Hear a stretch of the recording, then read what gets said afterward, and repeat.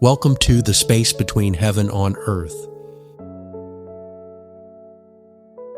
This is a companion podcast to Awakening Heaven on Earth, created as a space for reflection, conversation, and lived experience.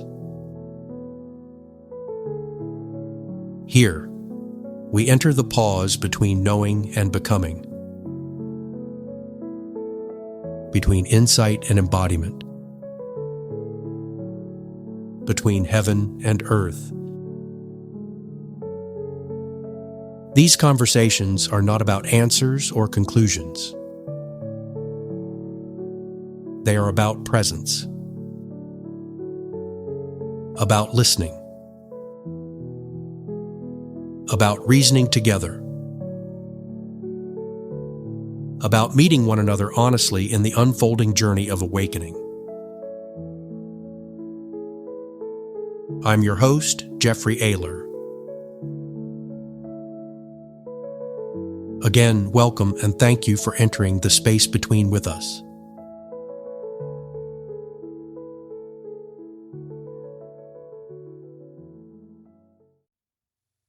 Welcome to this episode of The Space Between.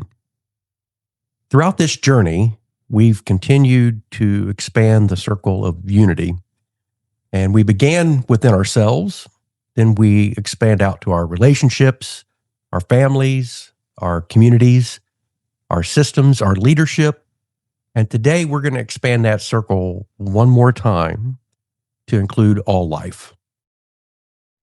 This episode is called Honor All Life, Unity in Stewardship. Because perhaps the deepest expression of unity is learning to see the sacred in everything, in every single thing, in every person, every creature, every forest, every river, every seed, every single moment. Stewardship begins the very moment you realize nothing truly belongs to us. We don't own anything.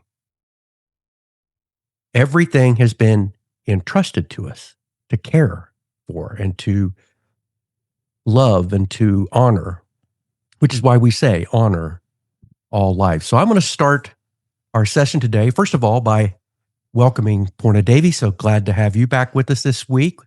And we have Joe Aylor, my son, and Joe Dermody with us today. And again, I think we're just going to have a beautiful conversation about this topic of stewardship. So I'm going to go ahead and start with this single question for all of you. When you hear the word stewardship, what does that mean to you personally? How does that touch you personally? Stewardship for me really speaks to, I think, the honor of carrying something with us. You know, last week I wasn't here, but you all spoke on leadership. And leadership still, I think, speaks to duality, me and you. I'm going to lead you, right? Stewardship really requires us or asks of us to dissolve the idea of separateness. So the first time I really considered stewardship was when I was in Reiki training 14 years ago. And the teacher posed to us that we were stewards of this tradition. And so I think of the honor of carrying, right? It is not mine. These teachings are not mine, but I'm a vessel and a channel for these teachings. And how can I do a good job? How can I honor the masters? How can I honor the teachers that came before me? How can I honor the teachings that are sacred, right? That are universal? They're not mine, but I am a steward of these teachings. And so we get to share, right, as a steward, but we don't own, right? And so there's a reverence and an honor, I think, that comes with stewardship. And leadership is in there, of course, but I think that there's an immersion piece, right? That we're not separate from these things, and they're also not ours to keep. I have to say, when we did the Reiki 1 training with you here a few months ago, it was obvious to me that you had a strong sense of responsibility for the purity of what you were teaching.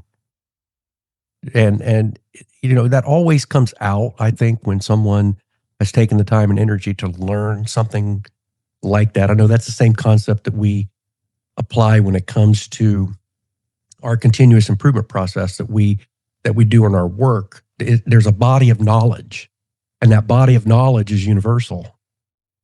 But as a master of that body of knowledge, you have a responsibility for its purity and to make sure that people are doing it consistently with those principles.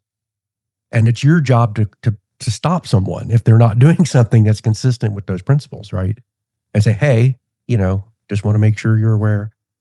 So I appreciate that very much. And I think it's a great way of defining stewardship. So, yes, stewardship makes me think of relationships, a relationship to things. So we care differently for things we believe that we own more so than we do if we're just been entrusted to take care of something. So we feel like we own it. We feel like we have to possess it. We have rights to it. It's mine. It's not yours. Our stewardship usually asks, what's my responsibility while taking care of this thing? And that's, whether that's your body, your children, the work you do, the earth, all of it is just basically us temporarily taking care of it. Yeah, it's to me, it's taking care of something. You don't own it, but you do have that responsibility for it, how it's cared for, how it's passed on. So it's really the same thing that both Joel and Purna said. So I'll take the role of Sherry this week. I'm going to ditto everything that they said. It's also, it encompasses people, resources, relationships, systems, all kinds of things that we're dealing with day to day. And I'm going to just expand on what all of you have said so far and give another example of stewardship, and it has to do with our children. And I say this because having been someone who's lost a child, I can tell you, you have to ask at that point, well, wait a minute, I have responsibility for that child. I have responsibility but our children are not ours. They belong to the divine. We only have them for a temporary period.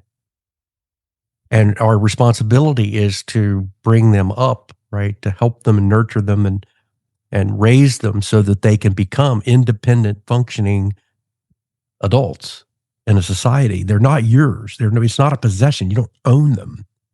And unfortunately, I think I see a lot of people create significant suffering when they have this belief that they own, that there is this, I can't use any other word. They really believe that they're a possession and they can't let go of them. I have to say, coming to that conclusion has helped me in grieving over all these years to understand that, and I think, maybe we'll touch on this in some future set of episodes. We've talked about it in the past about soul contracts and agreements we make when we come into this life. Again, realizing that everybody's life is their own. And think about how many people insert themselves in your life, or where they want to insert themselves in your life, and they don't allow you the freedom to become who you are here to become, right? And I think it's important for us as stewards to help people become exactly what they came here. And it may not be what you want or think, right? So anyway, I think that may be a good segue into this first section of questions. And in this first section, we want to touch on a basic concept that everything is connected. Everything is connected. So, one of the biggest shifts in our awareness and our consciousness is moving from seeing separate things and move to where we're seeing relationships. A relationship implies a connection, right? So based on that, when did you first begin to experience nature, the earth, as something more than just background scenery, right? Or something that we use or something that we possess. I'm going to share a little story. In my field, in the healing arts community, we often hear these little cliches, right? People say, become one with everything. I'm one with everything.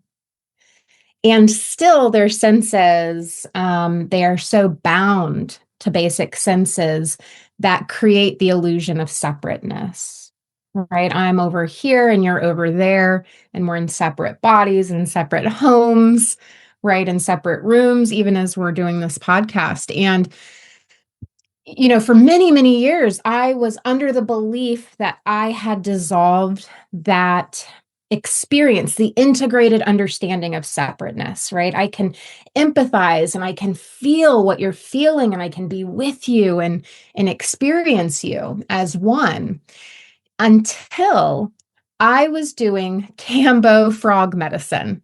So this is a natural medicine from the Amazon. And I don't know if I shared this story in Reiki training to you all. So forgive me if you've heard this story, Jeff and Joe. I was doing frog medicine in Oregonia, next to the river, in the woods. This is a purgative medicine. It's a peptide medicine. And this is not a podcast on natural plant and animal medicines. However, this is a pretty extreme shamanic medicine from the Amazonian rainforest. I was doing it with a shaman, a medicine carrier from Brazil. It was a really intense experience, right? We're drinking a lot of water. We're vomiting. It's really not, not very attractive. So I am in the throes of this, physiological suffering. It's a very physiological medicine, not like ayahuasca or, peyote or bufo or some of these, like you're going to meet God medicines. So I'm in the throes of this very physiologically difficult medicine, and your brain doesn't understand what's happening. Your brain thinks you're dying, right? Because your body has never had an experience like this, and it is an ego death.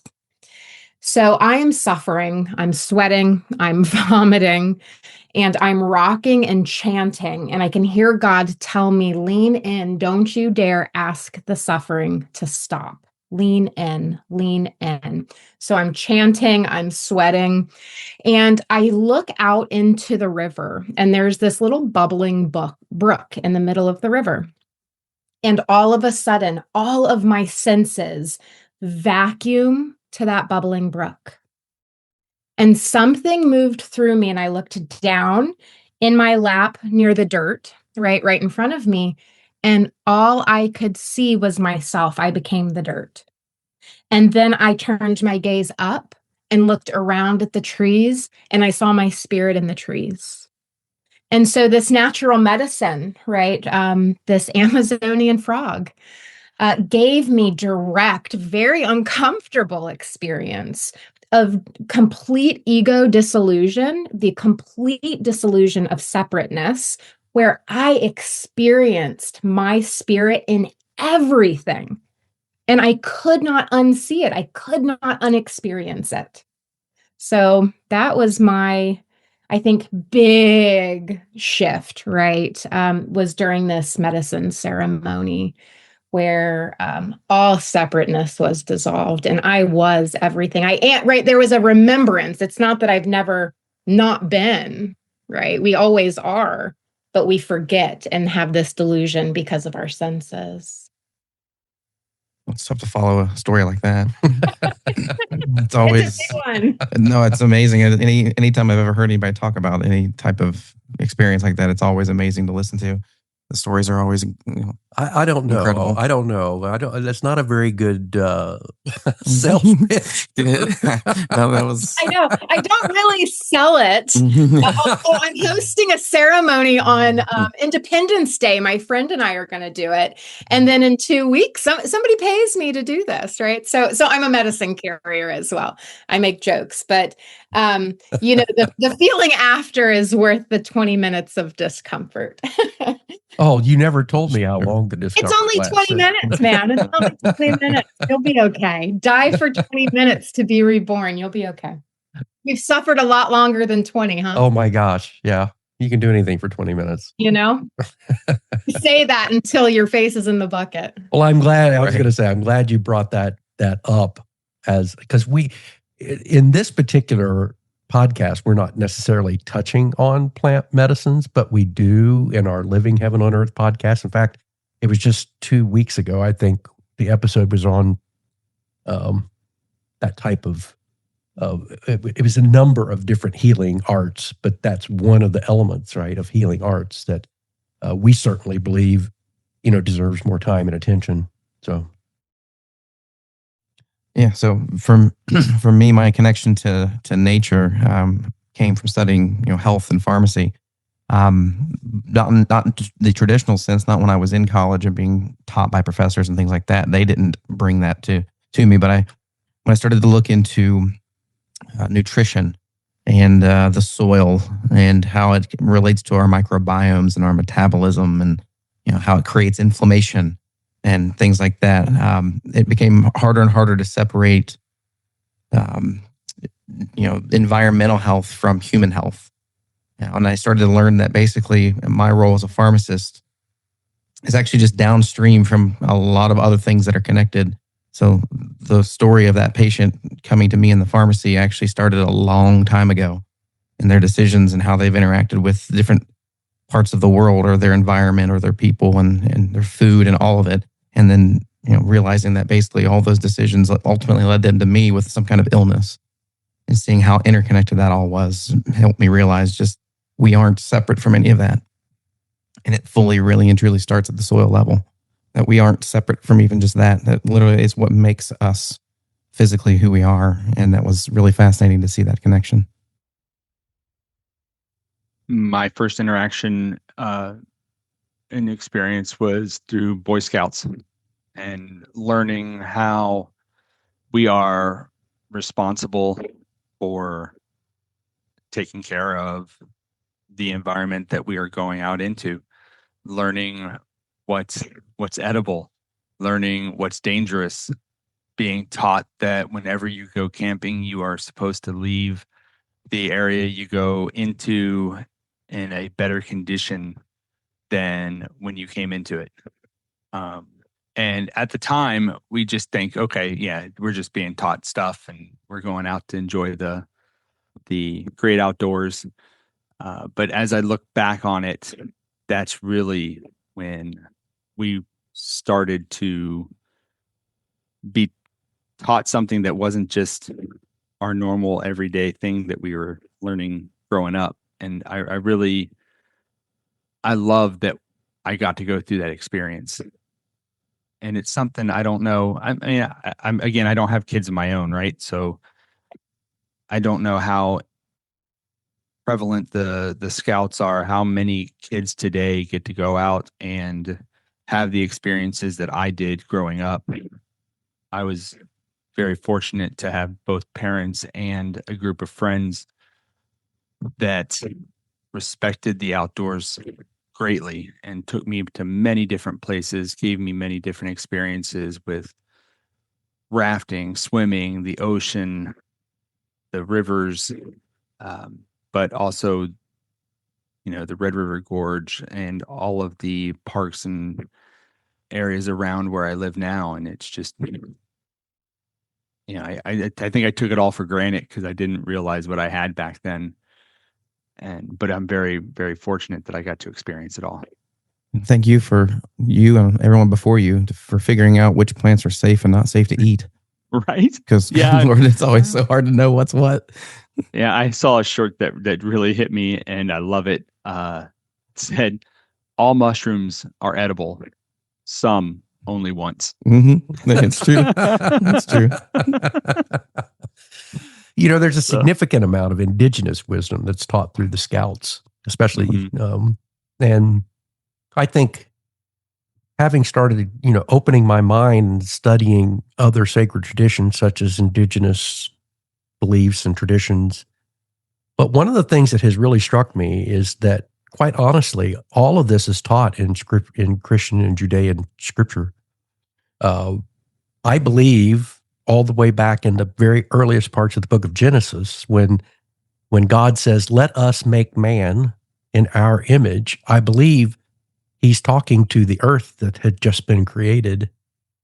Let us make man in our image. I believe our physical bodies are a microcosm of earth. It comes from the earth. It is designed in exactly the same way as the earth. It has similar systems as the earth. What we eat comes from the earth. All of it is a cycle. And then we have spirit, and God is spirit. So in both instances, we are created in the image of the earth, and we are created in the image of God. Now, I can tell you, I didn't believe this until probably the last, maybe 5 years ago. I always thought the earth was a resource for us to consume.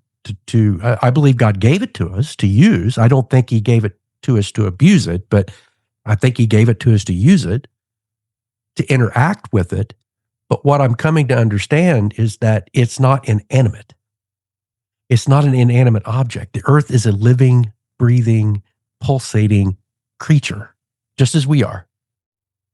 And to understand that and recognize that I need to treat the earth as another being, not a inanimate creation, totally changes my perspective of things. Now, I've always had, and anyone who's been around me long enough to know, I love trees. I don't know why. I just love trees.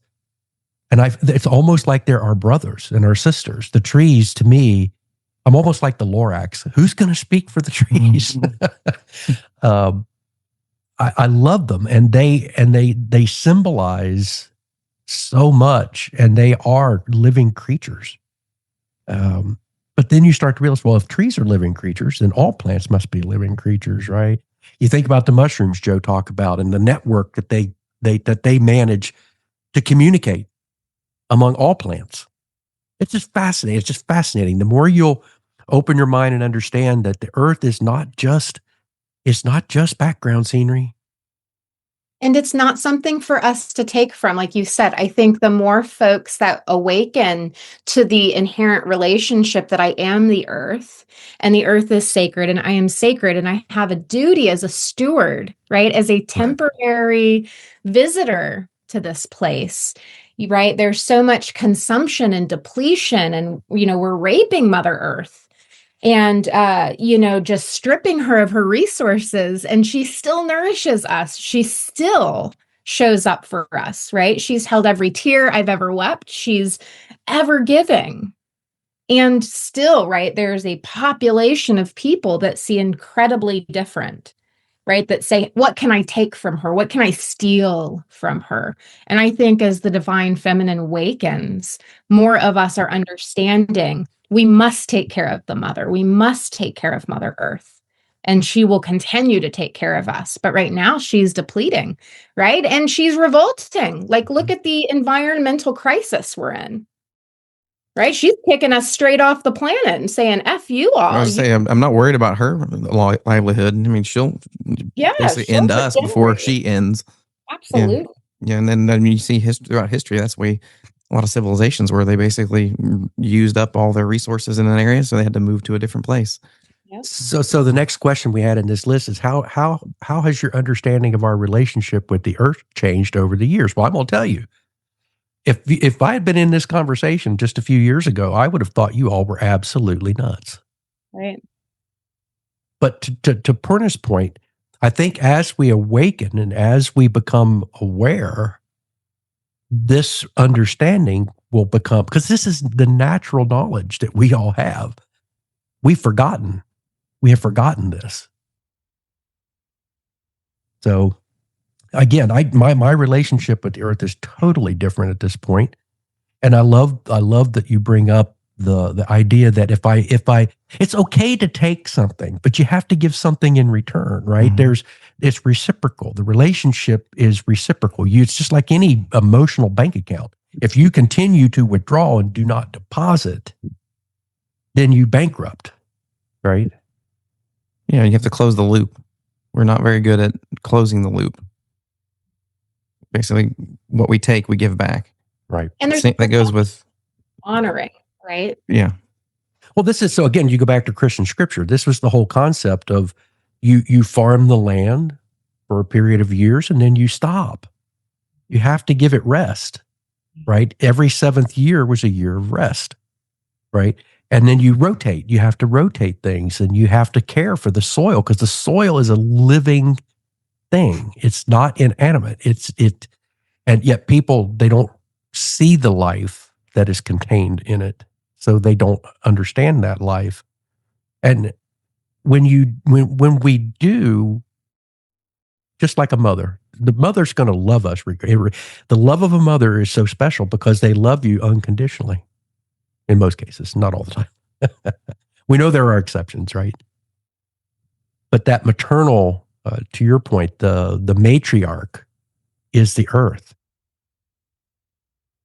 And I think that's a beautiful symbiology. So what does all life is connected mean to you? You've already touched on this point, and I'm going to let you go first. What does all life is connected mean to you in your experience?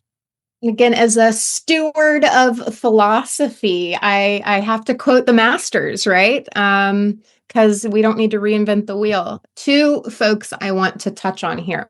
Thich Nhat Hanh said, "We are here to awaken from the illusion of separateness," right? The Zen Buddhist master. And then, our boy Alan Watts, right? We shout Alan Watts out every once in a while. And he has a quote that I just adore in this conversation. And he says, "You do not come into this world, you come out of it as a wave comes out of the ocean." But that is an excerpt from a larger conversation that he has. And he says, "You do not look out there for God, something in the sky. You look in you. You do not come out of this world. You do not come into this world, rather. You come out of it like a wave from the ocean. You are a function of what the whole universe is doing in the same way that a wave is a function of what the whole ocean is doing." Brilliant. Yeah. So again, they've said it best. I don't think I could in any way replace their perfect words. Yeah, and to go in a different route, but it's still the same in a more biological aspect, but it's all spiritual. That realizing that everything is connected biologically as well. So every breath that I take is actually produced by something else. It was produced by a tree. It produced the oxygen for allowing me to breathe. Every meal that I eat each day comes from some other plant or some other animal. My microbiome is made up of trillions of other organisms living with me and symbiotically taking care of me. And without them, it wouldn't work. You take away the microbiome, those organisms inside of us, and we don't break down food. We don't have the ability to live. So everything is really fully connected. And basically, everything that we take was given from something else. And in order to maintain that relationship and that connectedness, we have to also give ourselves or give something of ourselves back in order to continue to have a healthy relationship with it all. And then we move spiritually. We come from the Father. We come from the Mother. We are all unified in love. We all are, we're all unity. We are all one. It's a beautiful system. Well, I think that's a really good word, Joe. System, right? We recognize that it's not about independence; it's about the interdependence, which is a much higher level of functioning. And so, Purna, you were going to make a comment. Yeah, I just want to mention, and I've mentioned this in previous podcasts, the root word of yoga is yug in Sanskrit, and yug is to unify, to yoke together, right? That there is no separateness. And in yoga, right, you hear again these cliches of unification of body, mind, and spirit, or unification with your mind in the present moment, or unification with the body and the breath. And so the practice of yoga is inherently a system that offers the return to the experience of unification in all ways. Yeah, I think there's And a big misconception on yoga, at least in our Western society, thinking that it's just strictly stretches and postures. That's just one of 7 arms of yoga in total. And then it's also being able to, as you come into yourself, get to know yourself, how learning yourself allows you to get closer to nature, get closer with others, share your energy with others, and experience their energy back. And so it's again a system, but it's a system that you can open up and learn to take it to the next level and incorporate other systems into your own. And when you step back to look at that, it's mind-boggling how it's all connected, and just Well, how if what we're designed. saying is true, then if I do good to you, I'm really doing good to me. And vice versa. When you do Right. good to yourself, you're doing good to the You're entire doing system. good to the collective, right? Because we're all that understanding will change the world. Because the contrary is true. To harm you must be an example of my inherent disconnection to myself. Correct. Because if I knew you in an integrated behavioral way that harming you harmed me, I wouldn't do it, right? We've got this internal function that we don't want to harm ourselves, right? That's biological. Mm-hmm. And if I can harm you, right, really do harm to you, that means there's a fissure within. There's a disconnection within. And we see that a great deal, right? The way folks harm one another and folks harm the earth. It really speaks to an incredible sadness of separation from themselves with their own divinity. So let's go on to the next section of questions where we're going to touch on the general concept of the earth as our partner. You know, again, we touched on the fact that many indigenous traditions speak of the earth not as a property, but as a relative, a mother, as a teacher. In fact, I can think of several different places and times in Scripture where a natural example is given to teach a spiritual lesson. Because we can see nature, we can't necessarily see spiritual elements because spirit is not seen. It's experienced. It's so with that in mind, what changes when we stop asking the question, well, what can I take from earth, and begin asking the question about how can I care for the earth? Again, it makes me think of indigenous wisdom, right? Native Americans and indigenous cultures really understood the inherent respect for nature and the connection to nature. Chief Seattle said, "The earth does not belong to us. We belong to the earth." So again, I think when we go from the conversation of what can I take to how can I care for the earth, I have a sense of responsibility, of protection, of stewardship. I want to make sure and nourish that relationship. For any relationship to be healthy, right? There's a level of responsibility and co-creation. I love that word. I use that word all the time. Co-creation, right? Yeah, I'll say something similar to what I have said already, and our relationship with the earth, and that was always the belief that food is medicine, and it is. I believe it's something that is overlooked a lot, especially in our Western society, that not everything is going to be cured with a pill, but it's actually even deeper than food is medicine, because the food that we eat is actually it's a relationship. It's a complete relationship between us and the earth, and it goes all the way, like I said, down to the soil, to the microbes that live in that soil, and the overall health of the soil that the plant grew in, or that the animal ate. All of these things intertwined produces health in us. And if anything is off, if the soil is bad, or if the animal eats unhealthy things, and then we eat that animal or we eat that plant, then we get that same disease. It creates dis-ease in our own bodies. And somebody who I've read extensively is Michael Pollan, whose books I highly recommend, and should be, honestly, in my opinion, his book In Defense of Food should be required reading in high schools, just to show high school students the actual connectedness, or the how we interact with the earth and how important it is to take care of it, or how it ends up affecting our overall health. But basically, he said that that eating is an agricultural act.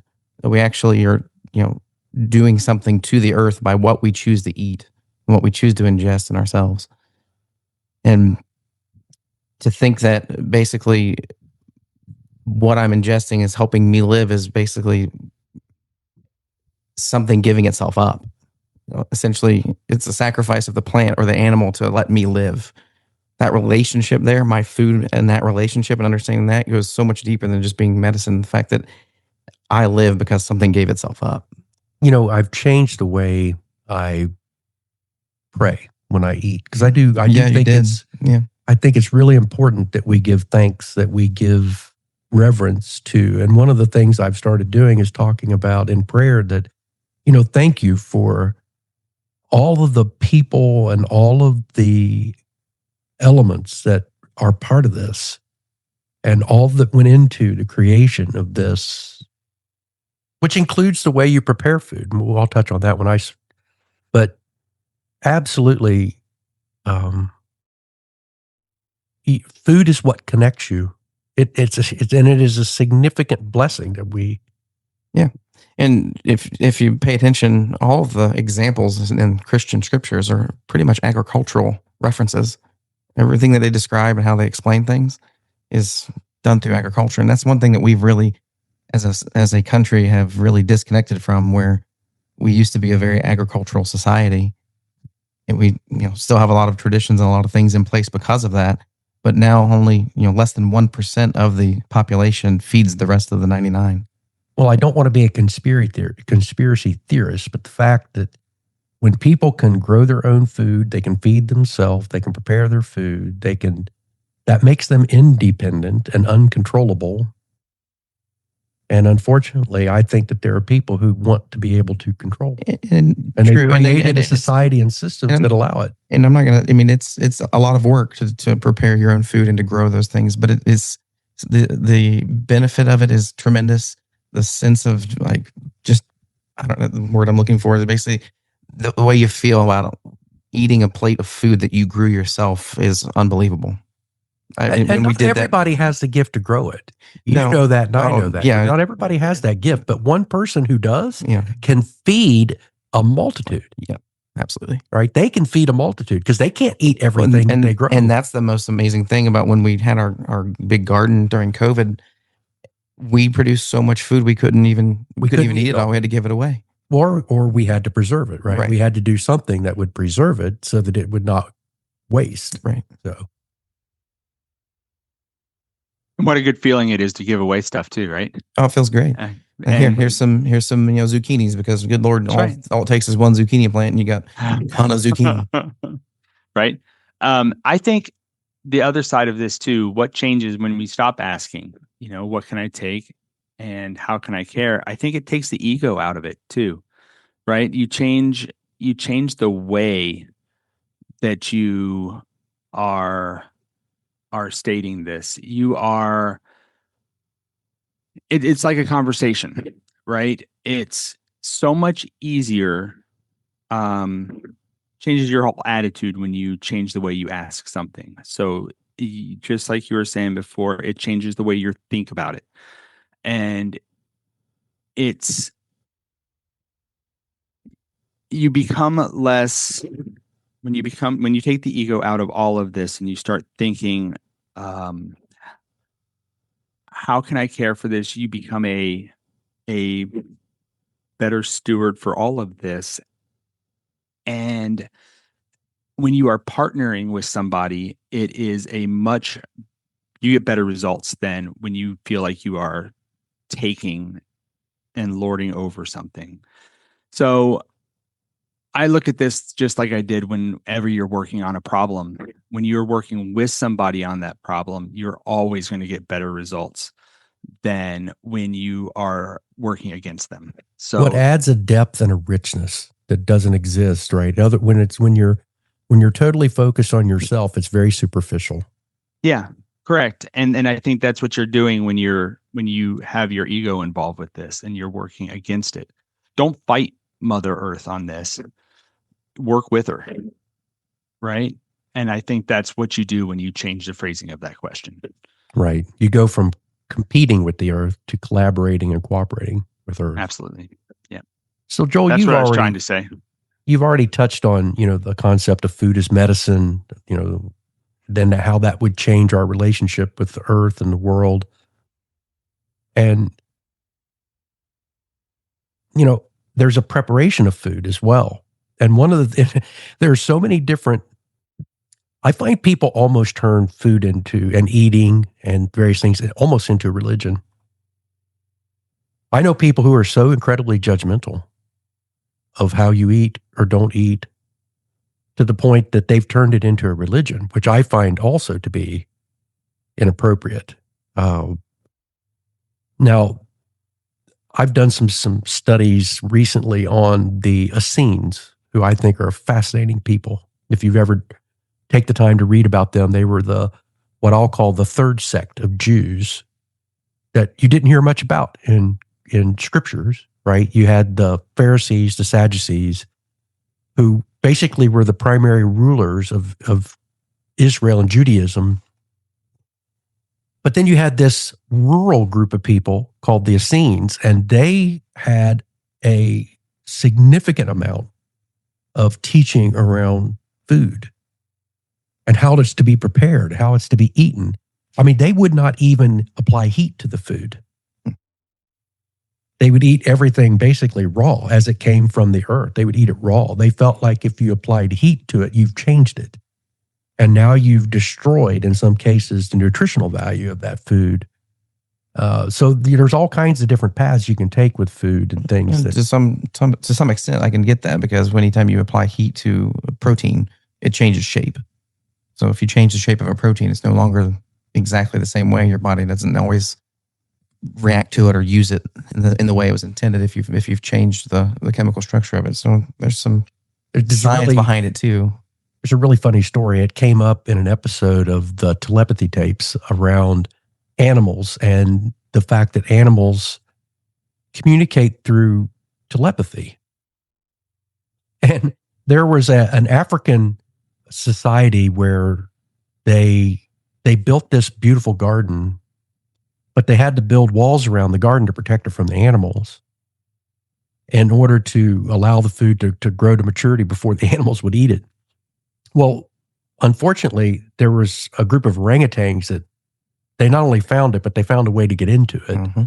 And they were taking the food. Well, there was this animal whisperer who was like, what are you doing? They said, well, these people ruin it. They don't value the food. And they said, what are you talking about? The animal said they burn it.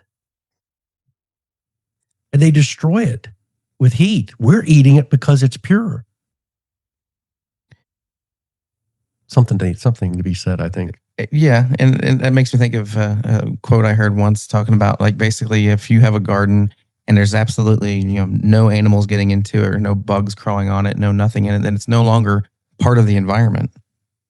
It's no longer part of We've separated the ecosystem. We've separated it out, and we try to control it.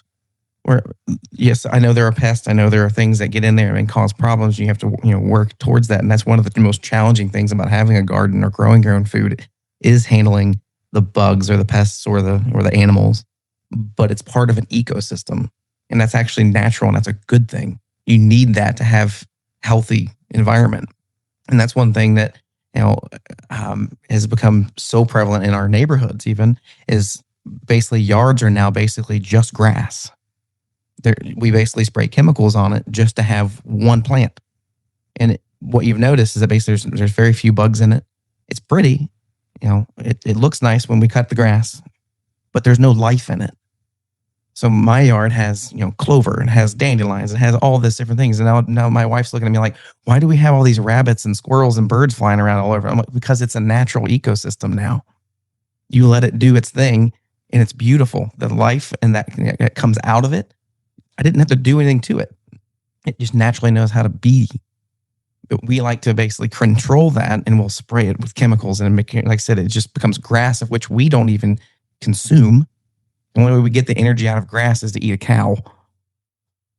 They eat the grass, we eat the cow. We don't even eat grass, but it's the number one thing that we take care of in this society. We mow it, we trim it, we put chemicals on it, and we do all kinds of things for grass. It gives retired people like me something to do. That's what I'm saying. You have to cut the grass still, but I'm just saying that's my rant for today. I feel so guilty. So, Purna, how has your spiritual practice been deepened with your relationship with nature and the living world that you now see? I think in the conversation of food as medicine and our relationship to nature, I think I'd be remiss if I didn't mention the brilliant wisdom of the Eastern world of India with Ayurveda. Ayurveda is yoga's sister science, and Ayurveda translates as the science of life. And Ayurveda teaches us to work with ourselves and nature and the elements and our own elemental disposition, and also allows us to understand that health on all levels, spiritual health, mental health, emotional health, physical health, comes from our relationship to living in the cyclical rhythms with nature.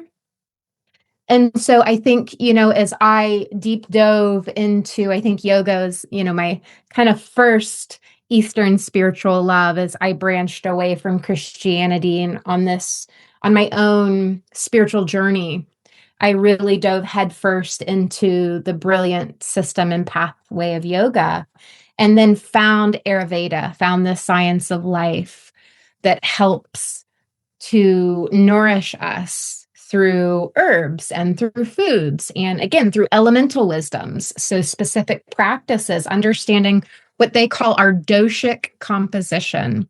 So understanding our doshas, we each have a unique elemental composition. What did I say when I mean elemental wisdom, right?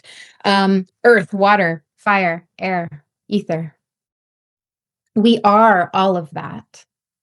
And so understanding how the elements exist within us and how we can impact our health, right? Spiritually, mentally, again, physically, with these sciences, with these practices. And so it's just deepened my relationship to all things, right? To myself, to sentient beings, to the earth, to the entire universe that we are.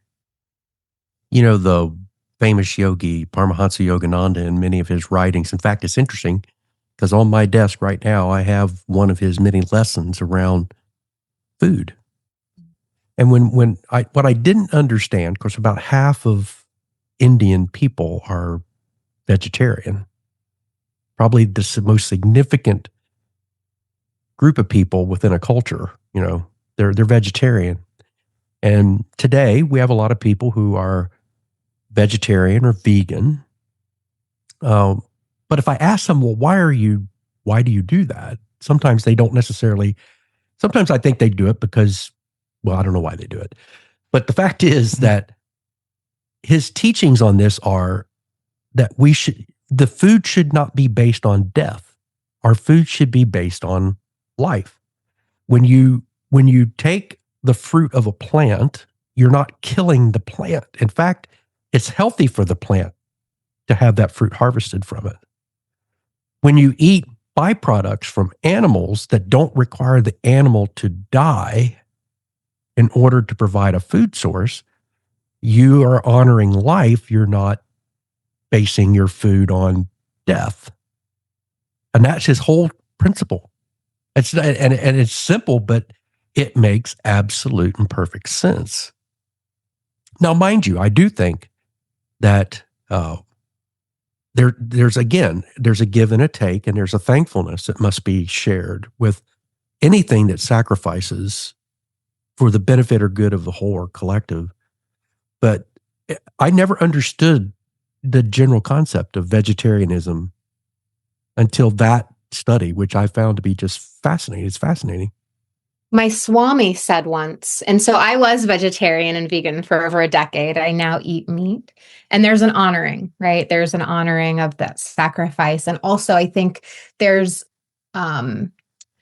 a responsibility for us to know where our food comes from, right? And the factory farming industry is a really, we're not going to get on that soapbox. But my Swami said one time, how can you ingest the suffering of another and not expect to suffer yourself?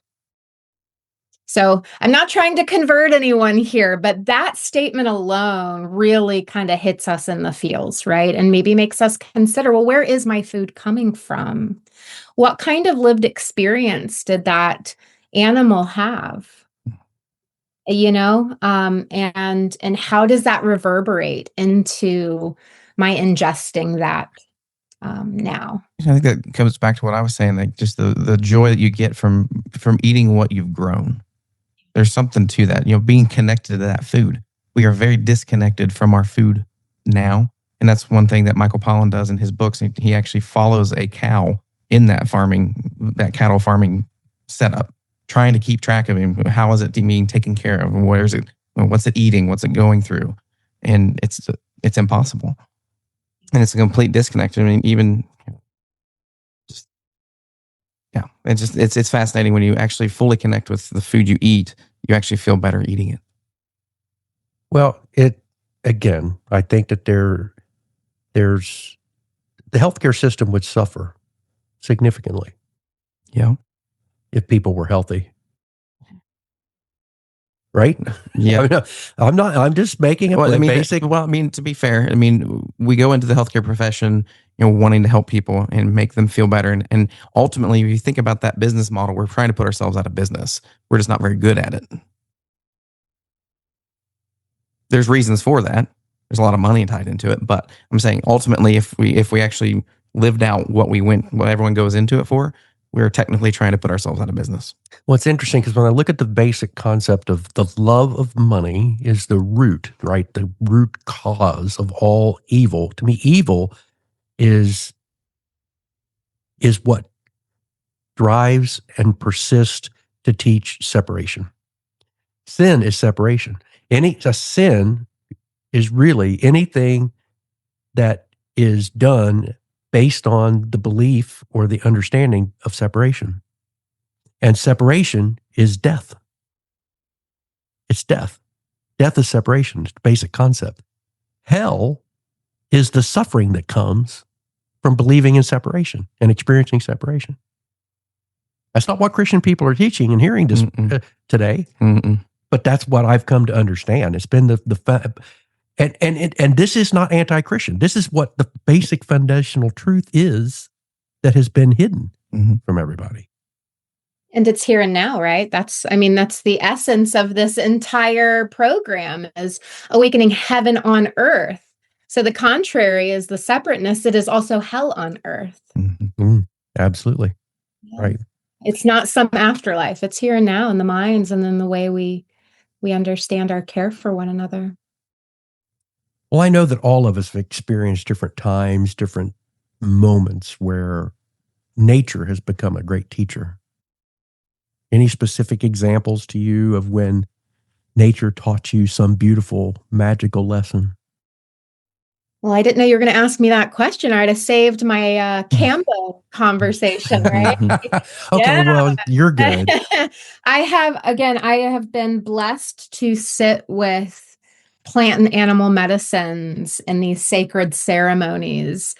And as a steward of Cambo, as a medicine carrier, I've gone and trained, and shout out to Tribal Detox, who's a community that has a great relationship with tribes in Peru, who gives back to the tribal communities so they can sustain, right? I've had these deep experiences and held space for others to have this deep experience. And I always say, I am a facilitator. I just hold the space.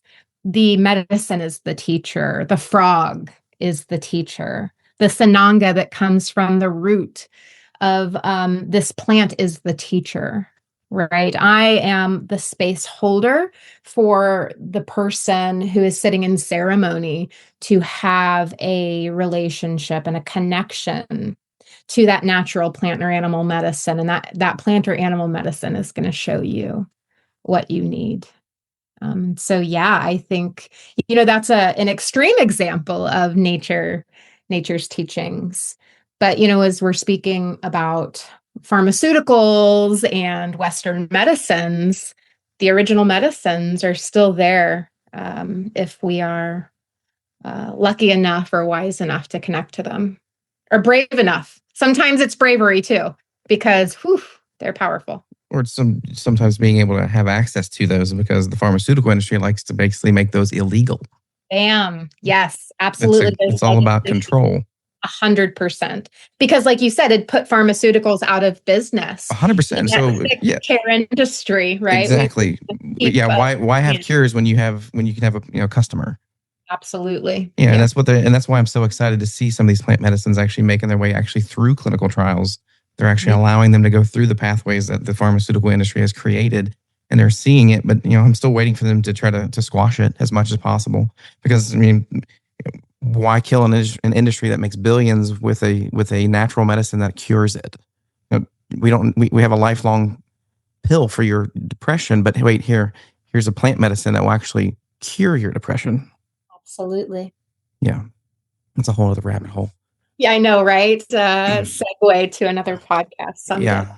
A moment for me in nature was I think during COVID, when the world shut down and things kind of hyper focused into your own world, and us growing a garden and taking care of that and what it took to produce and to all that. So that was my big nature moment. Conversely, I tried to grow tomatoes those same years and I failed miserably. So that was a different kind of lesson. It's a teacher no matter what. Still a teacher. But just lately, I find that I meditate a lot better outside. So it's another teaching moment. To be fair, Joe, that the garden plot that we had was a field that had set by itself and hadn't been grown on for years. It used to be farmed, but it sat for many decades not being farmed.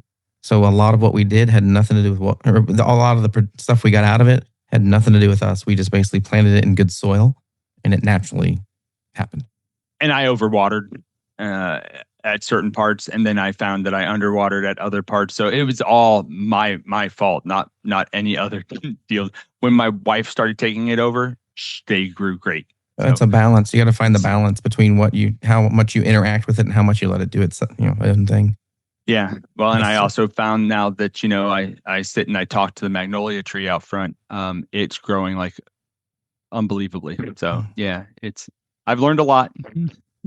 Yeah. Do you feel weird talking to a plant? Because I used to not do the anymore. Same thing. Not anymore, right? Yeah. Right. Yeah. Well, why would you not? It's a living thing. It's a living creature. When people talk to their plants, they grow better. Well, you know what? Because you're in an exchange. You're in an exchange of carbon dioxide and oxygen between you and that plant. And the plant loves to be acknowledged and felt and seen as a part of your environment. For me, anyone who works or lives around me much knows I love to use the example of planting seeds. That whole principle, which is taught throughout all sacred traditions, it's not just Christianity, it's taught in every sacred tradition. The patience that it takes to, when you plant a seed, to allow that seed to nurture and to grow. It's buried in soil where it can't be seen. There are things that it has to go through. First one is death. It has to die before the life that's contained within it can come out. And all that's going on, and it's not seen. It's under the ground. It's not visible, and it takes patience. You don't dig that seed up every day to see if it's growing. And then, so patience, which is a principle of the spirit, nature teaches us patience. And if there's one thing this world needs right now, it's patience. So get out there, people, into nature and let nature help you understand patience. Nature is a beautiful teacher. Let's turn inward. I love this concept of questions now as we go on to stewardship of ourselves. So we've talked about it outward. Now we also have to recognize that we're stewards of ourselves. We're caretakers of ourselves. So what does it mean to care for your own body as something that is sacred instead of something that is meant to be controlled? Again, I think the senses create a sense of separation, right? My body is here and your body is there. And then also, we live in such a superficial society that sees the body alone as the self. And yoga teaches us, right? And other philosophies teach us that we're like onions. There's so many layers to us. And I need to care for all of those layers, right? So there's a responsibility. And that old saying, the body is the temple. People ask me sometimes when I'm covered in tattoos, and I say, I want to be like a mosque, a mosaic temple, right? There's so many beautiful, sacred, artistic expressions when you go into a cathedral or something. And so there's a sense of honoring, right, of the temple. And so that means I'm caring for my physical form, like with, everything Joel has said this whole conversation about how I eat. There's also a connection to myself with the element of water when I bathe. There's a purification and an honoring of the water spirits as I bathe. And then I take time it's called abhyanga, right? There's like an oiling that I do after I bathe that honors my temple and honors my skin and the house that my soul lives in. There's an honoring of my energetic body because we do these meditative practices and these prayer practices and these movement practices that help the energetic layer of our being decrease its stagnation and increase its vitality. There's an honoring of the self in the way I use language, because words are our spells. We've said that so many podcasts, right? And so the frequency that channels through this being is really mindful of the language it uses. And so I could go on and on through these layers, right? But I think it's about what we consume, how we consume it, and then also how we take care of ourselves at fundamental levels, right? And for years, I've used to view and treat the body as it was a project, something that had to be improved, something that needed to be fixed. And now it's more just a relationship to it. And one thing that I've really, over the last few years, come to understand is it's just listening to the body. A lot of times it's telling you things. We choose to ignore it. Pain is a very common way the body talks to you. So it's telling you something's not right, something's off. It's not. And I had a chiropractor tell me one time, it absolutely blew my mind. As a pharmacist, he says, when you have a headache, it's not due to a deficiency of Tylenol. And that that mindset really shook me as a pharmacist. Like, you know what? You're right. It's not because you don't have enough Tylenol in your system that your head hurts. There's something in your body that's misaligned. That's got something going on that needs to be fixed. Tylenol just stops you from noticing it. And to understand that, to actually realize that the body's always talking to you, was absolutely a shift in my understanding with this physical body. And it's really opened up a number of paths because of it. I never used to take care of my body near as much as I should have. I'm starting to now. And that comes from, just like you guys have said, to stop, take time to listen, become a little more self-aware, not only spiritually, but physically as well. So it's a process I'm starting to learn how to do and try to do it better. So I'm still learning. At 50, I'm almost 50, starting to learn this. That's right. It's never late, never too late. Nope. But you've gone through such a transformation over this last year. I have. Physically, emotionally, spiritually, I think in many ways. And I don't think it's one thing. I think it's all together. It's all worked together, right? Yeah. You know, I don't worship my body. I think the example, Purna, you use of a temple, your body is a temple. I don't worship the temple. I worship the God that dwells in the temple. And the God presence within me, this is its dwelling place. It's a house. It's a home. For humans, unlike trees, which are stationary, we talked about that, right? Alan Watts touched on the fact that, you know, we don't think we're like trees because trees don't move. Well, we move. Well, okay, so we're also vehicles. Well, when I get in my car, I'm not my car. I'm in my car. I have a responsibility to control and manage my car. I have a responsibility to maintain and take care of my car so that it lasts and that it understands I value it. I take care of my home. I keep my home clean. I keep my home maintained in a way that it's always available to others to share it and to be, but I don't worship it. I love it. I value it.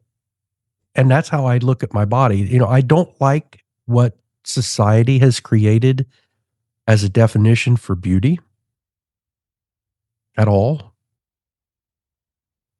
I think it actually has created an image in people's minds that is unrealistic. I think it creates significant suffering.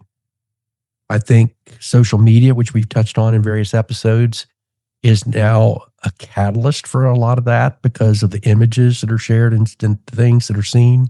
Television has been the primary medium for that. Movies, the Hollywood imagery that gets created. And I don't want to go off into that conspiracy theory about who controls all that. But the fact is that we are so heavily influenced by what society has said beauty is, or what health is, or what. I actually had a conversation with ChatGPT one day about this. And I said, well, who said that's what health is? To be this weight or to be that, or to, I'm sorry, but I'm not going to give certain things up because they were given to me to enjoy. I just don't want to abuse them. Right? I'm a moderate in everything. And I find that middle way, which is the Buddhist way, the Buddhist principle of the middle way, which is it's in every sacred tradition. It's not just Buddhism, it's in all of them in some fashion or form. But I don't want to control my body or limit it. I want it to have experiences. We've talked about this. I want to have experiences through my body. God gave us our body so we can interact with earth. We couldn't interact with the earth before. This goes back to the Garden of Eden lesson again, where he said, let's create man in our image. Well, when man was first created, man was spirit. Man could not interact with earth. That's why he said, we don't have a man to till the ground. Well, why couldn't you? Had man already created. Why couldn't he till the ground? Well, he wouldn't have a body. There was no body he could use to interact with the ground. So let's put man in a body. Perfect. Now he can touch the earth. Now he can be grounded. You talked about, I love water. Where do you go to rest? In many cases, people go to water, or we sit around fire. You think of the basic elements. Fire. We're mesmerized by water and by fire. And all of those elements also are in us as well. You think of inflammation. Inflammation is just your body on fire, right? Tell me, Doc. More or less. Okay. Yeah. So all good stuff. So here's one that I'm a very driven person. And sometimes it's hard for me as I'm entering into retirement and I'm not doing very well. Okay. At least based on what most people think retirement is. They think retirement is just sitting around and resting all the time. But I think that's at the point where I would start to decay. So, but how does rest and nourishment and stillness actually become an act of stewardship?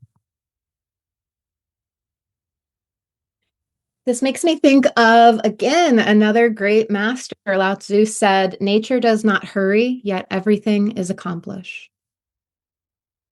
So rest is essential. And again, there's a cyclical expression to nature that humans have gotten out of rhythm with. And so I think rest and self-care, right, is stewardship of the nervous system, is reconnecting to the natural circadian rhythms of the day and of the seasons. And it is essential, right? It's a cyclical necessity. And I think so many of us, right, we live in artificial ways, disconnected from our own nature and the realization that we are nature, right? We're on artificial lighting in homes, breathing artificial air, eating artificial food, right? And hurrying and rushing. And so again, Lao Tzu says, right, nature does not rush, does not hurry, and yet everything is accomplished. And so it seems very contrary to the modern mind that when we slow down, we actually get more done, right? So I think the biggest lesson people need to learn is that rest is not laziness. You can rest and still basically be doing things. So the work that you're doing now doesn't mean that you're not retired or that you need to be doing less, or that the idea that you stop working or you retire from a job means you just sit around and do nothing. Those are the people who pass away quickly. Those are the people who struggle and become ill. They sit and they call me every day, asking about their medications. They obsess over their body and how it's falling apart. And that's not rest. It's just laziness. And to rest means just to take care of yourself, to slow down. And our society is terrible about that.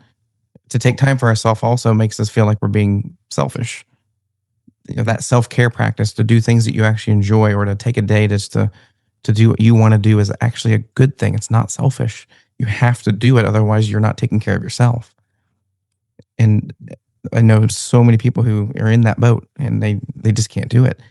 Well, they get shamed. I'm sorry, but society shames people. Yeah, a lot. It shames people. And that shame is around all kinds of different topics, not just this idea of rest.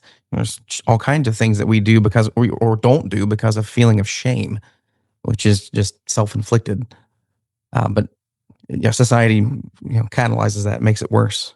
But yeah, resting is required. If you don't rest, you will burn out. I just need to mention, right, everything you're saying, Joe, really reminds me of this cultural toxicity that says our self-worth is related to our productivity. Mm-hmm. We're human doings, not human beings. Right. And so then if my self-worth is fundamentally tied to what I produce, then rest will look like laziness. I think it's what you define work as too, though, right? Because you can have a day of rest and doing stuff that you want to do, but be still physically active and busy. I can be doing stuff at work and it might not look like much, but be doing a lot mentally and go home exhausted. So it really depends on what you're classifying as work and what you're doing. I think it's about finding your passion, something you really enjoy, because when you do that, one, it doesn't feel like work. Two, that's exactly what you're meant to be doing. You're meant to find your passion and follow it, because that's what you're here for.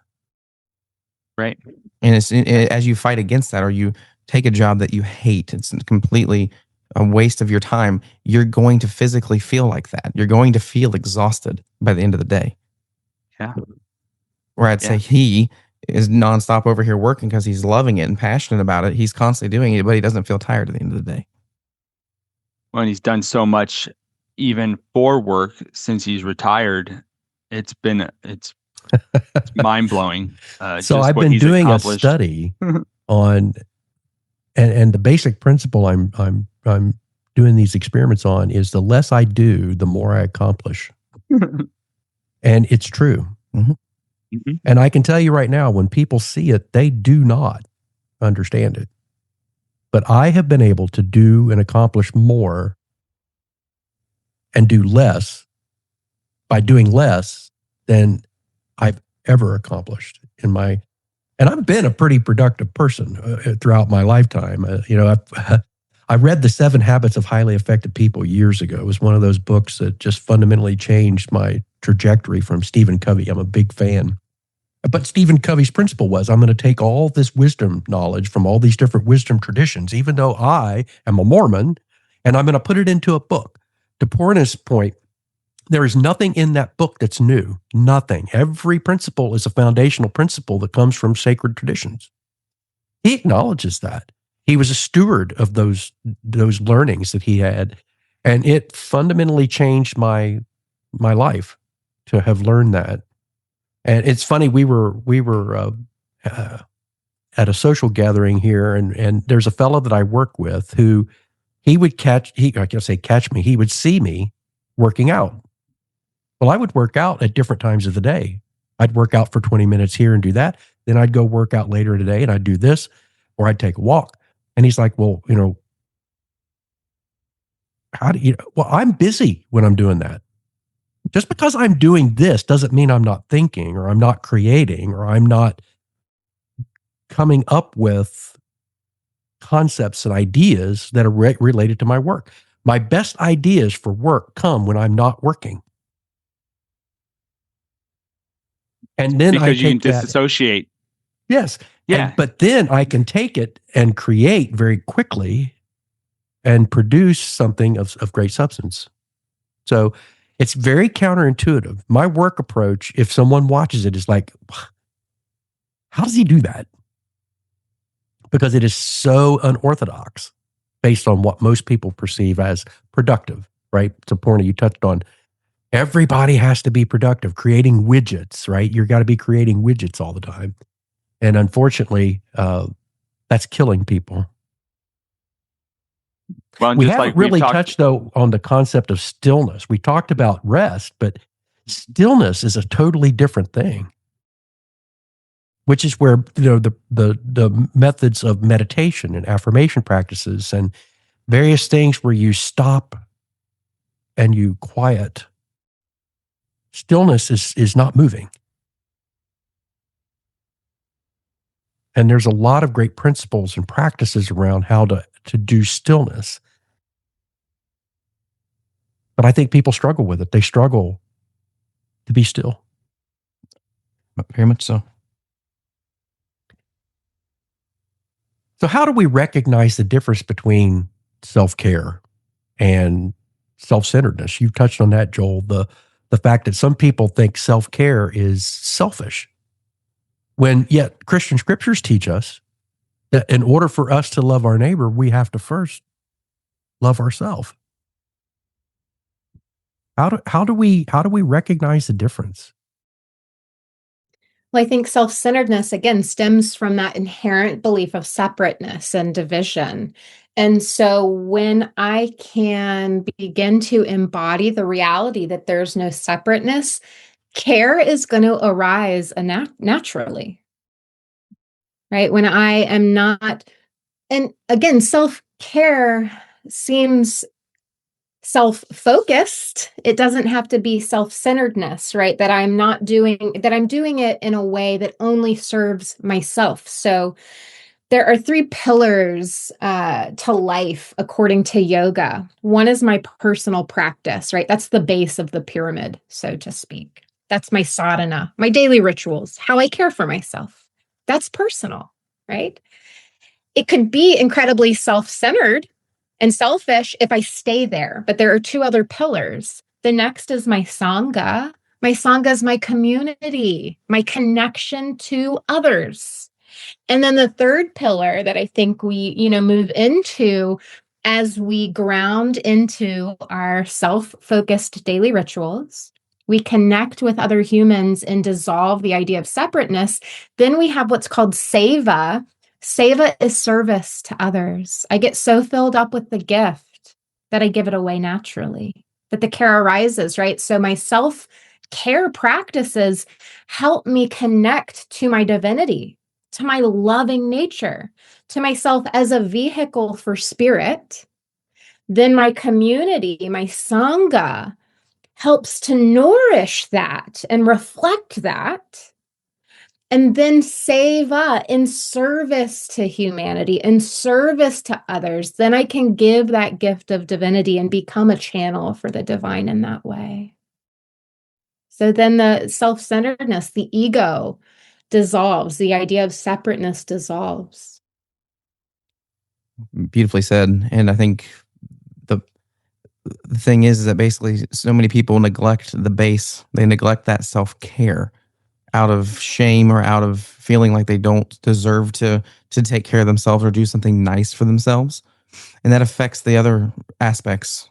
That affects how they interact with their community. It affects how they serve others.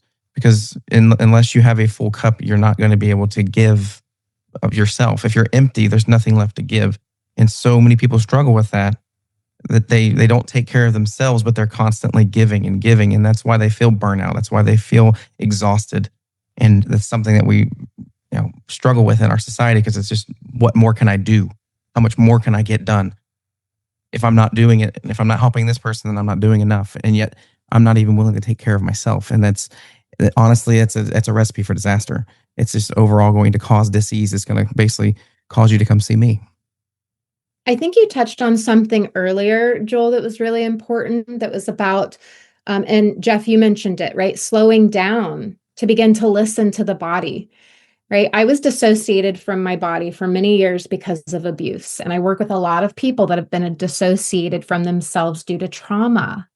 I couldn't hear, right? I could not hear. I did not have that relationship. And so that, daily rituals that help me slow down and in the stillness begin to hear the inner wisdom, that inner resource and that voice that guides, right? Without that, like you said, it's just all the other parts of our existence diminish. Mm-hmm.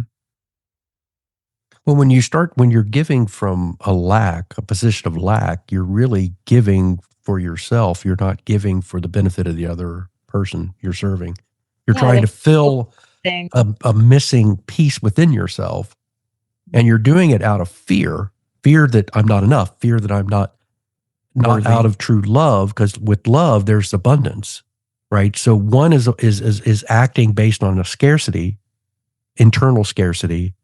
The other one is acting based on an internal abundance. I have more than I need myself. I am now able to give, and I lack nothing in giving it.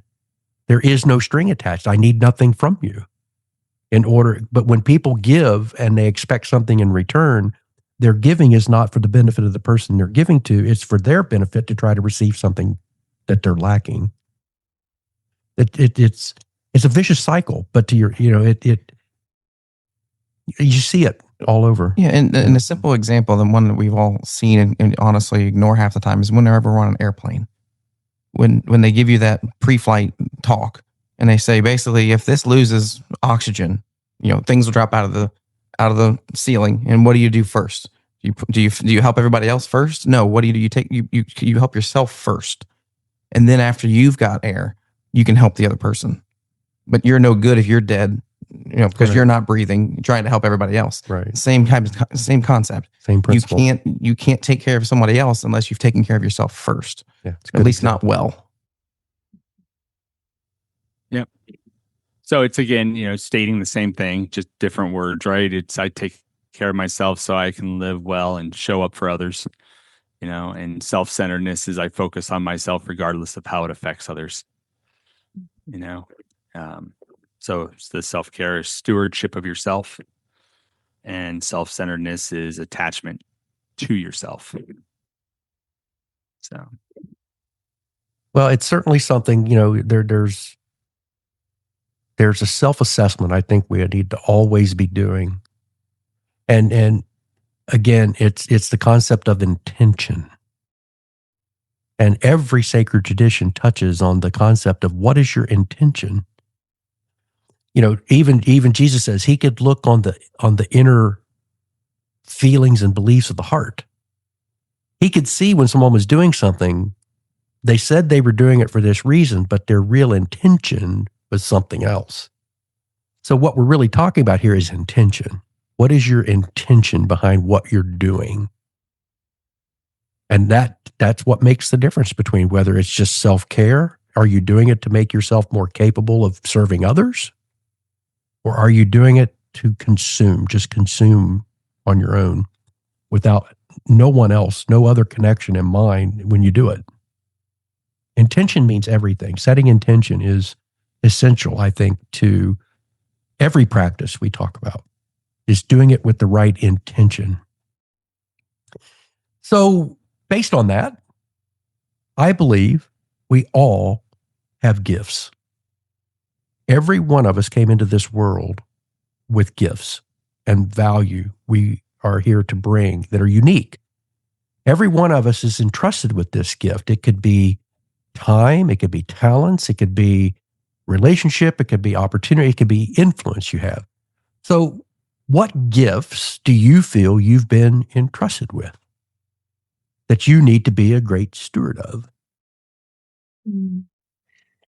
Yeah, and I go back to, we're learning lots of Sanskrit words today. I go back to the yogic concept of dharma. And so we might have heard this word. And in the 90s, there was a great television show, Dharma and Greg, right? Yeah. And she was this like hippy dippy yogi. Yeah.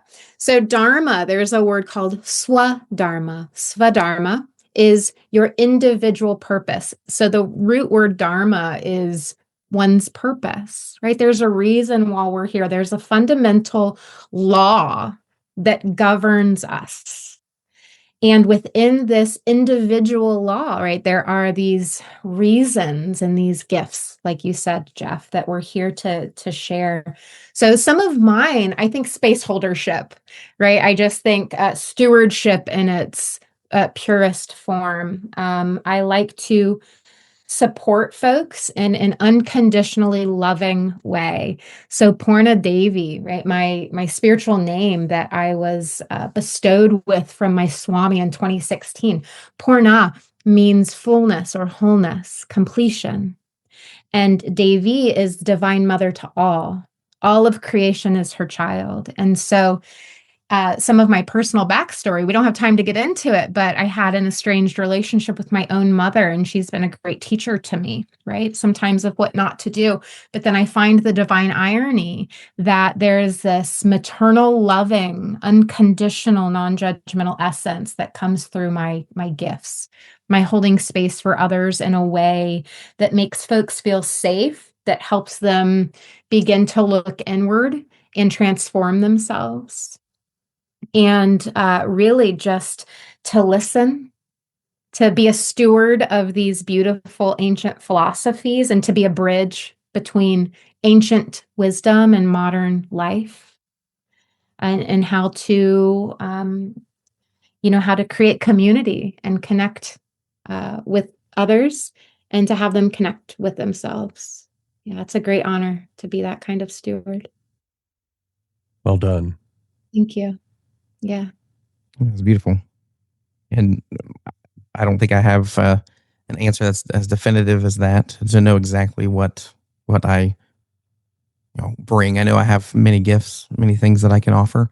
I think still learning what those gifts are and how to share them. I think that's the biggest thing, is how to share those gifts, because I think gifts, if you just hold on to them yourself and don't share them, can become burdens. So I think that a lot of people are burdened by not knowing exactly how to share them or how to use them correctly. But no, I think I'm still trying to figure out exactly what it is. And I'm always aware and always open to see where things take me, to learn.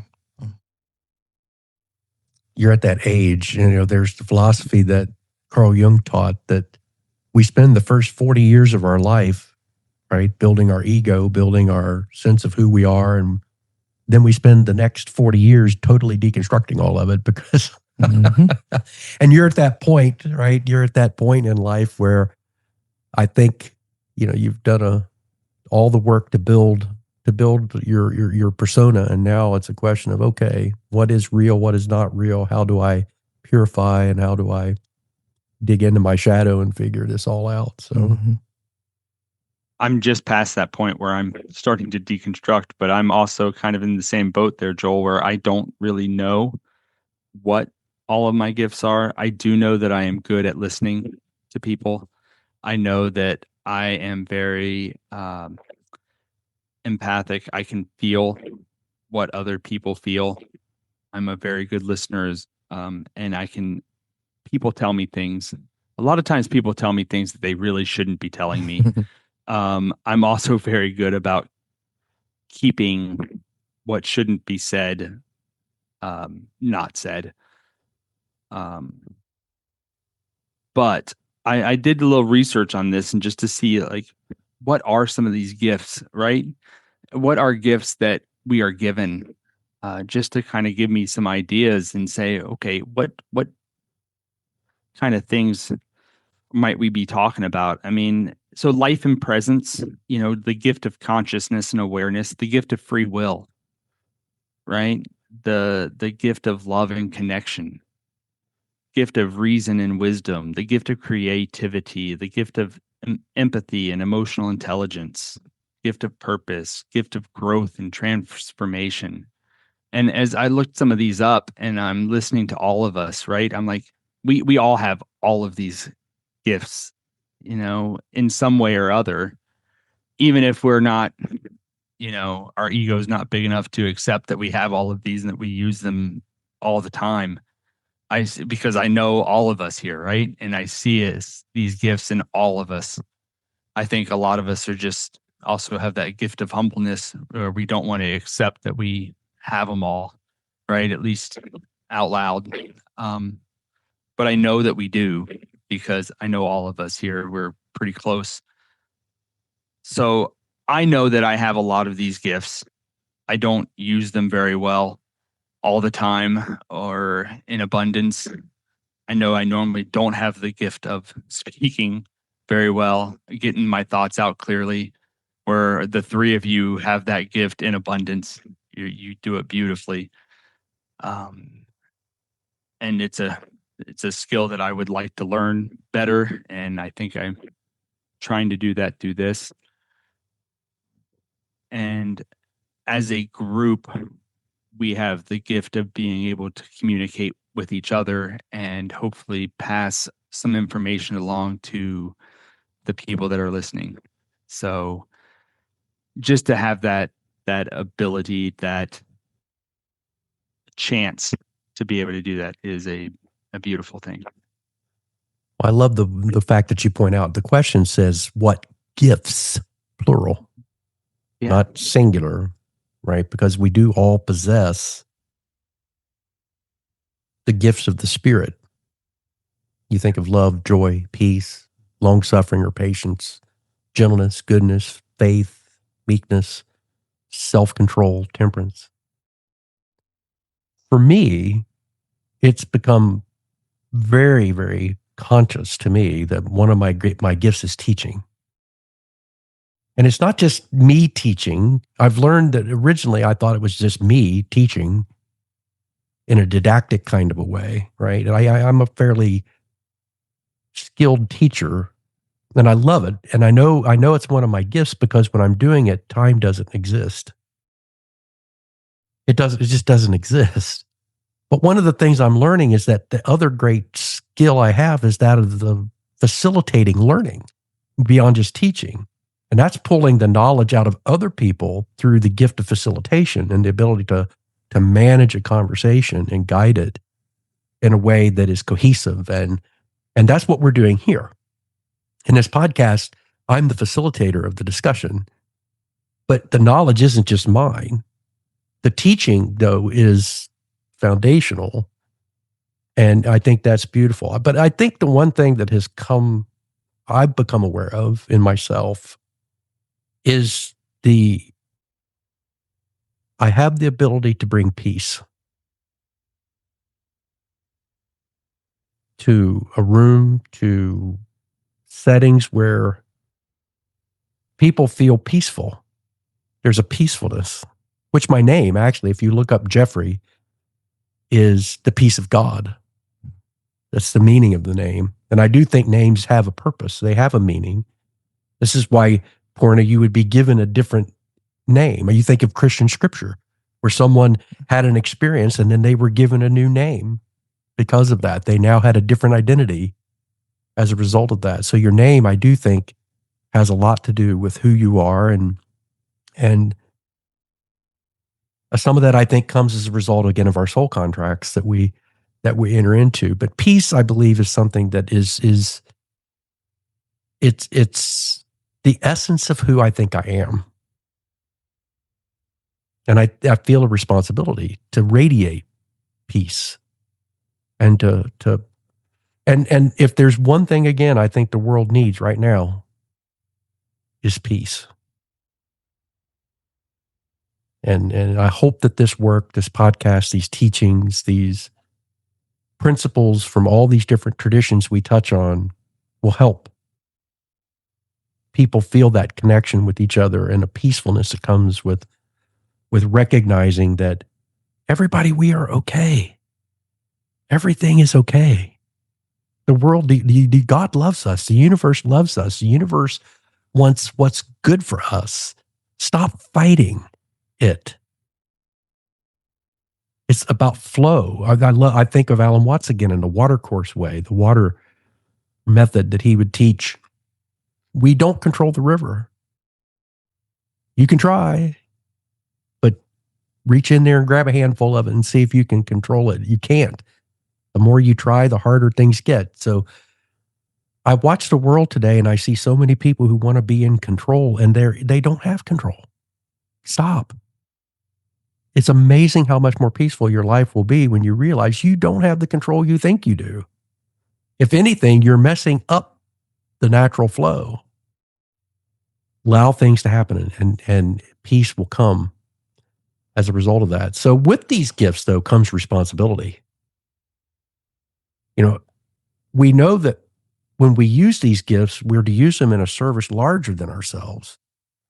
And with that, though, comes the responsibility with these gifts. So what responsibility comes with your gift? Well, first, I want to bow to all three of you, right? As the divine feminine holding it down in these podcasts, Sherry's with us as well in spirit. But, I'm sitting in circle with three men in modern society talking about giving up control and discovering their God-given gifts.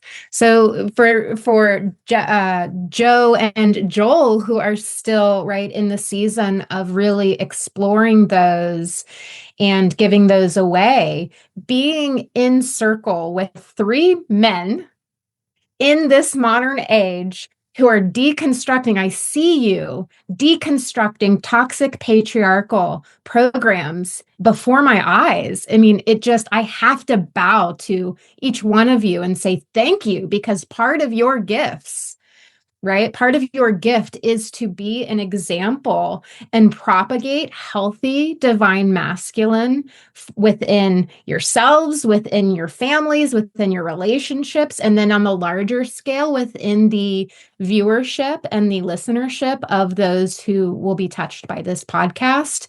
To have three very different men coming at the divine masculine in a healthy way is just the absolute most beautiful thing.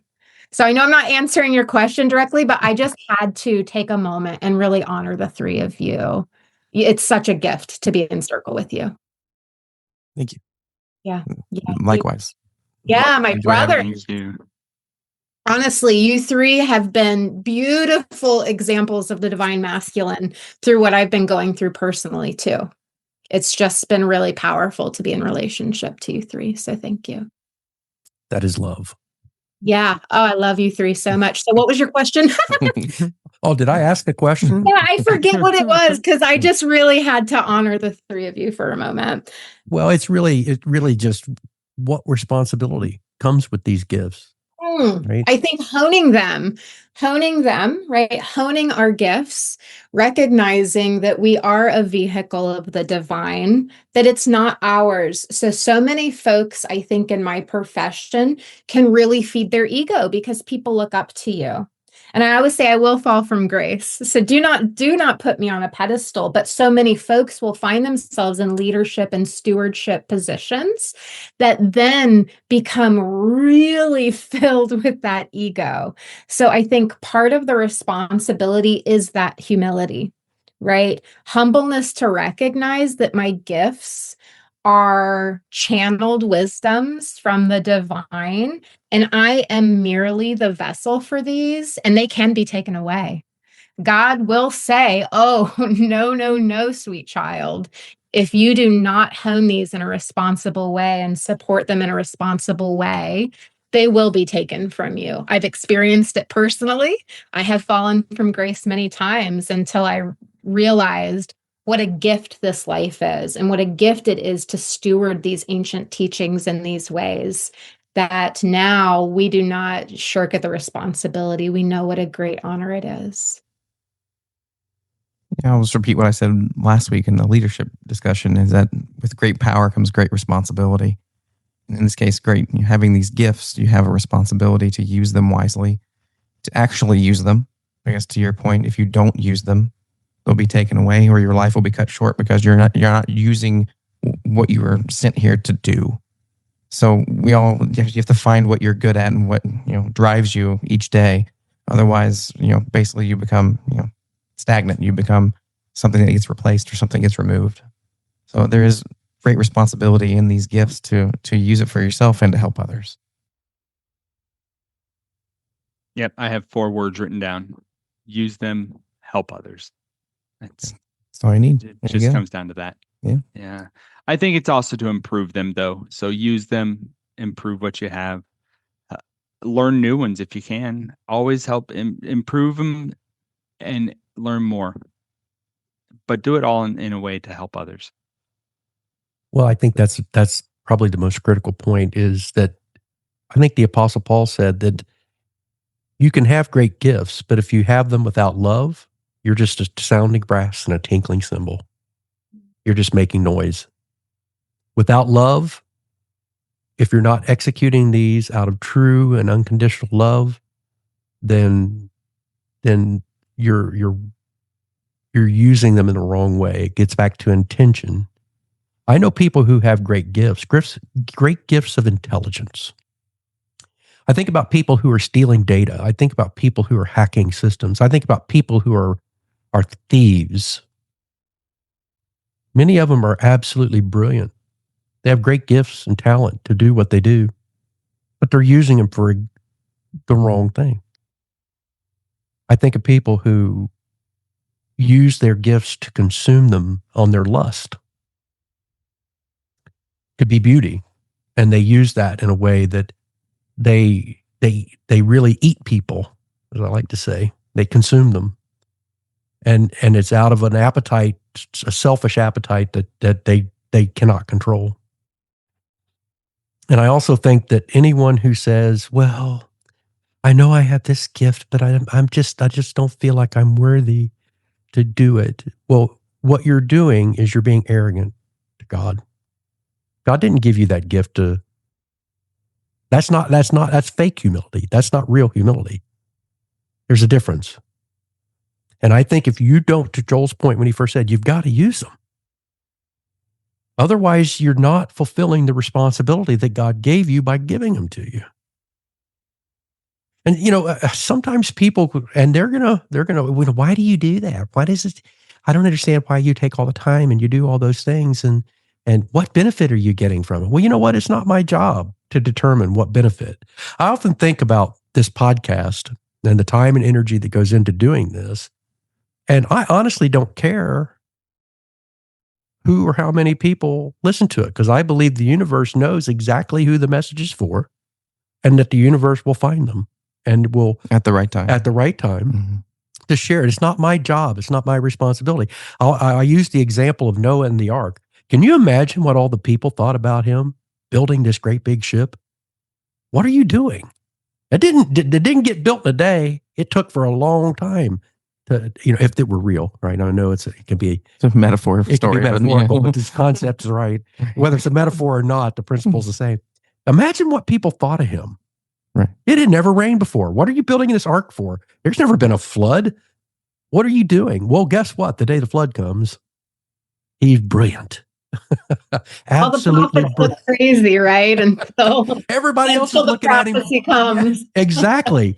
Yeah. So, it's not for us to question in some cases.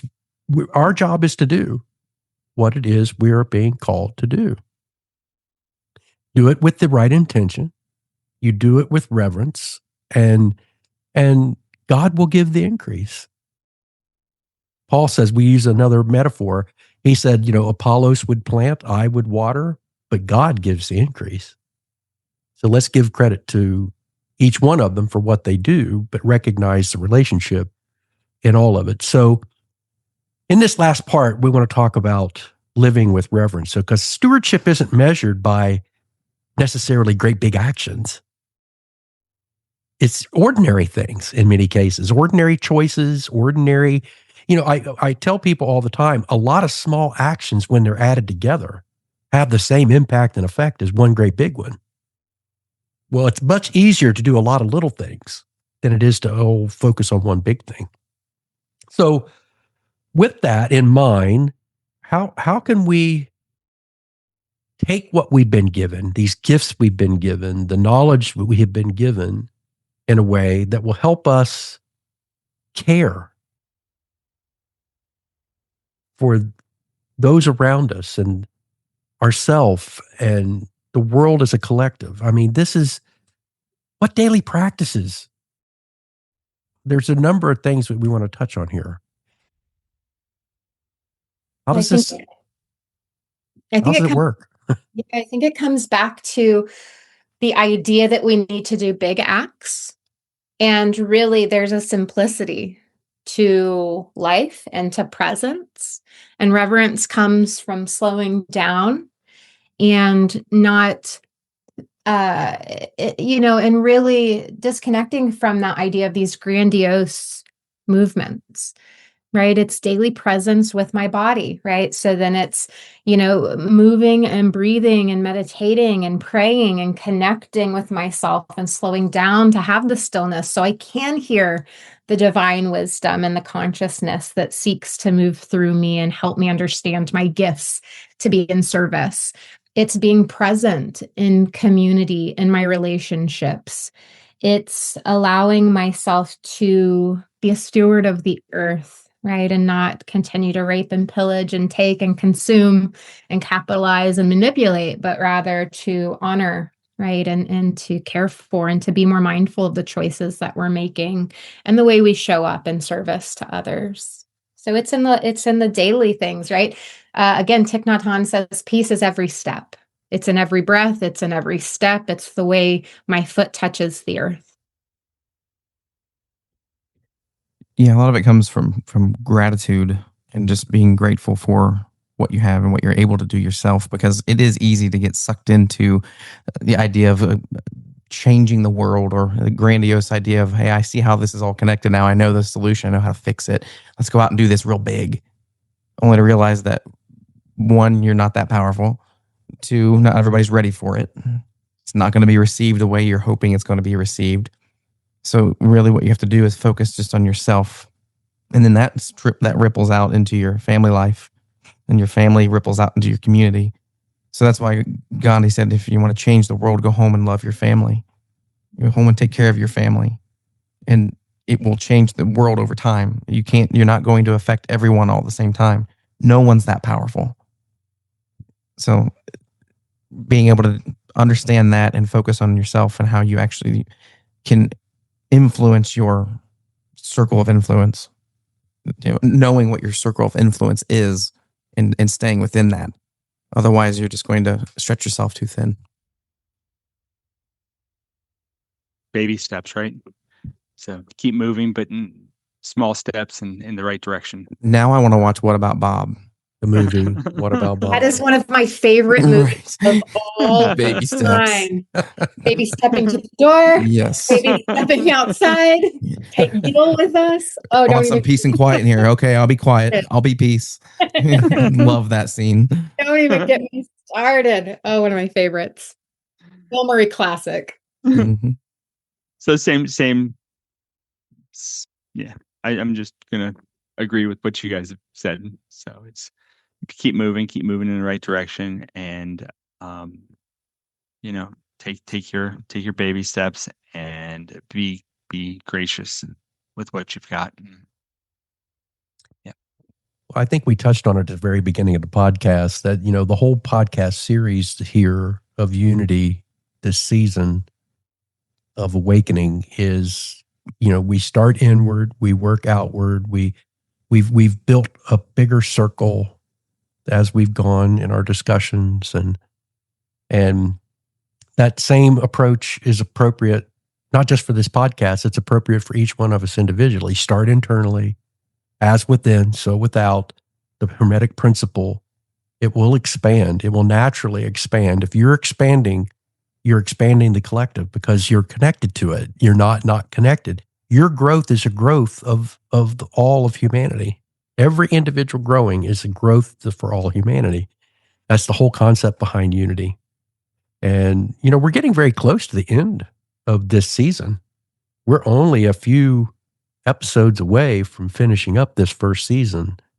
And, it's been such a great learning experience for me, I think, in learning how to bring this kind of content to people in a way that can be meaningful. I hope people realize, the goal here is not for you to just sit and listen to this podcast or any of our podcasts of the 3 that we do and not be involved in it.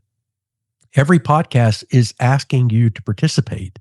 It's asking you to be involved in it and learn and grow and actively respond.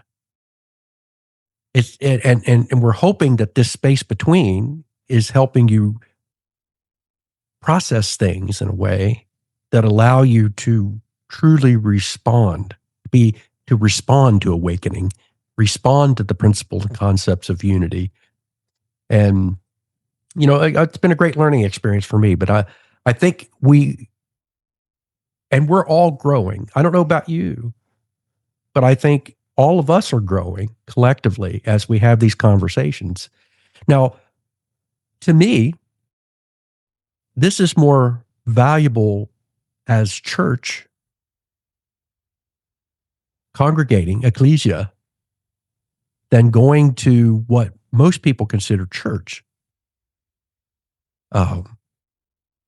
Where they're told what to think. Where you're told what to think in many cases, right? And then being judged and held accountable to a certain standard. And where here, I think this is very open and explorative. And we, even though we may have different experience and different level or opinions even about specific things, that's okay. It's an open environment to talk and to grow and to, and know that all of you are safe and all of you are loved. And the fact that we're sitting here having this conversation today, and all 4 of us have come from very different paths, very different backgrounds. We've all come to the same conversation. So I encourage all of us to think about this. Are we borrowing the earth from our children? Are we borrowing the earth from our children, or are we stewarding the earth so that our children have a healthy, strong, and wonderful earth to enjoy? Or have we appropriately received it from those that were before us? Maybe they stewarded better than we did, and we're not being good stewards, right? So we're sitting in this path of creation, and, in some cases, maybe we're failing at both of them. I think it's important for us to realize that what we do today is not isolated in its impact. It has an effect backward and forward. It's either a lack of reverence for what people did in the past, or it is a lack of love and concern for what people are going to experience in the future. So Based on this, as we bring our conversation to a close today, maybe stewardship begins with just one simple realization that life is not something we possess. It's something we participate in. We're active participants with every tree, every river, every animal, every person, every single breath is a part of one consistent living whole. So Purna, Joel, Joe, thank you again for sharing all your thoughts and love today. And to everyone who's listening, I hope that perhaps honoring all life doesn't begin with changing our entire world. We've said that many times, but perhaps it really begins in how we treat the living people and things that are right close to us. Whether it's a person, a plant, it could be an animal, the earth that we walk on, that's under our feet. Every act of reverence, no matter how small it is going to help us reveal and live and experience heaven on earth. And with that, the space between continues. As we come to a close, remember that this journey continues in many expressions. This podcast is part of a family of partner podcasts. Awakening Heaven on Earth. The space between heaven and earth and Living Heaven on Earth are 3 companion podcasts exploring spiritual awakening from complementary perspectives. Awakening Heaven on Earth offers the core teachings and mystical reflections on unity, love, and conscious living. The space between creates room for dialogue, reflection, and lived conversation around those teachings. Living Heaven on Earth focuses on basic spiritual practices that help embody these insights in daily life.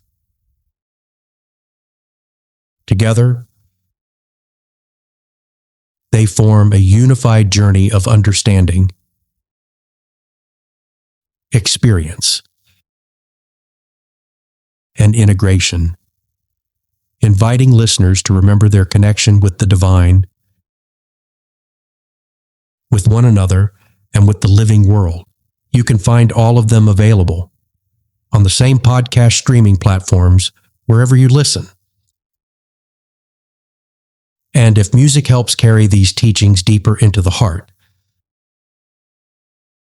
the Unity, Awakening Heaven on Earth album is available on all major music streaming services as a musical companion to this journey. Wherever you engage, through listening, reflection, conversation, or music, may it gently remind you you are not separate. You belong to the one life. And heaven is already unfolding within you. Until next time, walk gently, love deeply, and embody heaven on earth.